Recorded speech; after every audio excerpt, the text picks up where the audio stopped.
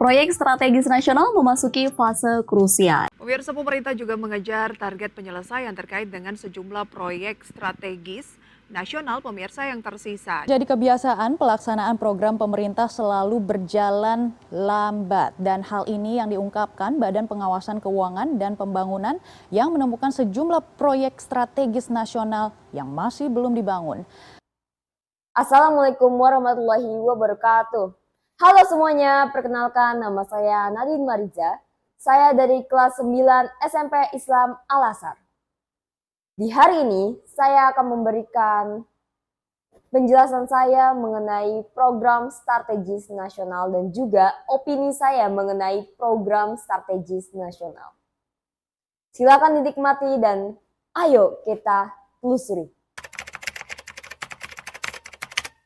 PSN adalah program yang dilaksanakan oleh Presiden Jokowi sejak tahun 2016 sampai dengan sekarang.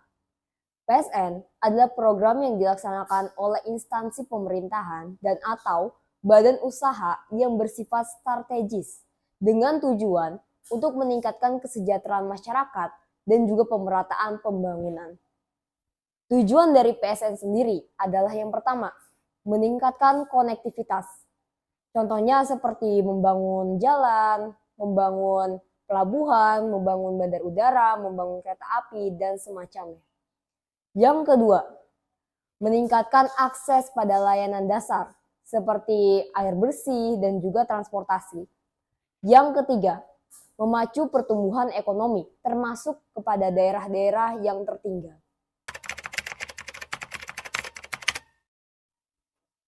Secara kumulatif, dari tahun 2016 sampai dengan tahun 2024, tercatat sebanyak 198 proyek telah selesai dilaksanakan dengan anggaran sebanyak 1.614 triliun rupiah yang tersebar di seluruh Indonesia. Contoh-contoh dari proyek ini berupa Jalan Tol Serang ke Panimbang, Jalan Tol Manado ke Bitung, Jalan Tol Balikpapan ke Samarinda, pembangunan universitas, food estate, pembangkit listrik tenaga surya, dan masih banyak lagi proyek-proyek yang ada. Setiap proyek pastinya memiliki dampak positif maupun dampak negatifnya. Sama halnya dengan proyek strategis nasional ini, memiliki dampak positif dan memiliki dampak negatifnya. Dampak positif dari proyek strategis nasional ini adalah membuka lapangan pekerjaan, kemudian mempermudah konektivitas antara pulau-pulau dan kota-kota, dan juga meningkatkan nilai ekonomi di Indonesia. Namun pastinya di balik sisi positifnya ada juga sisi dari negatifnya, yaitu pengerusakan alam besar-besaran yang terjadi. Contoh kerusakan alam ini seperti kerusakan alam di food estate. Food estate telah melakukan penggundulan hutan secara besar-besaran.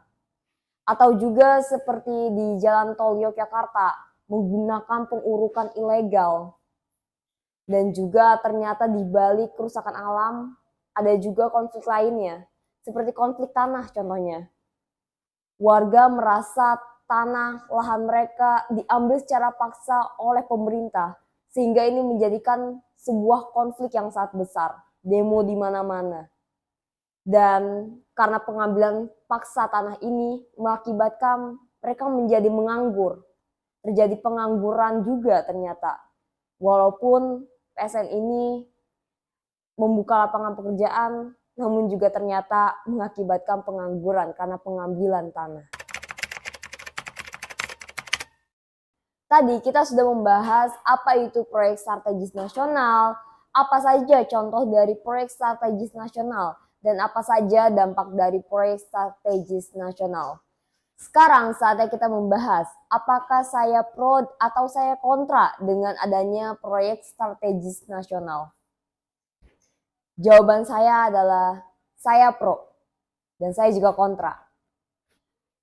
Kenapa saya kontra dan kenapa saya pro? Jawabannya adalah saya pro terhadap proyek strategis nasional ini, karena proyek strategis nasional ini dapat membuka lapangan pekerjaan bagi warga Indonesia. Tercatat pada tahun 2020, proyek strategis nasional ini dapat menyerap 19 juta tenaga kerja baru.